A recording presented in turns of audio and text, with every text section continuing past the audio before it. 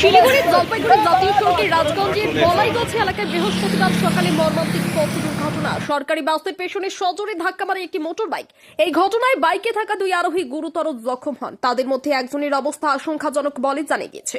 স্থানীয় সূত্রে খবর, বলাইগাছি কলেজ মোড়ে সব ধরনের বাসের নির্ধারিত স্টপেজ রয়েছে।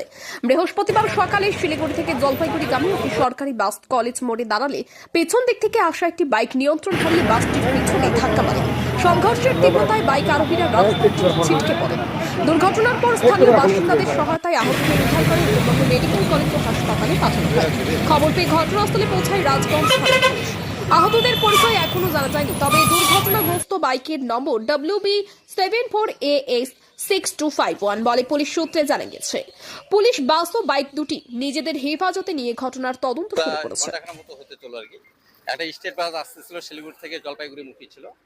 তো এইখানটা হয়তো প্যাসেঞ্জার নামাবে বা প্যাসেঞ্জার উঠাবে বলে ওইখানটা এমনভাবে ব্রেক করছিল, পিছন থেকে একটা বাইক আসছিল, সে এসে পিছনে মারছিল। মারার পরে তো দুজনের অবস্থা আশঙ্কাজনক হিসাবে ওদেরকে হসপিটালে পাঠানো হলো আর কি। কোনো পরিচয় পাওয়া যায়নি।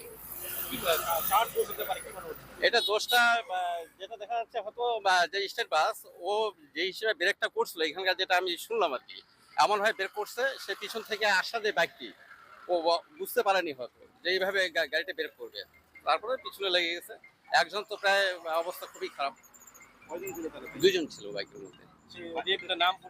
নাম পরিচয় এখন তো কিছু জানা যায়নি। কি নাম আছে আপনার? মন্টু দেবনাথ, নাম বলাইগঞ্জ।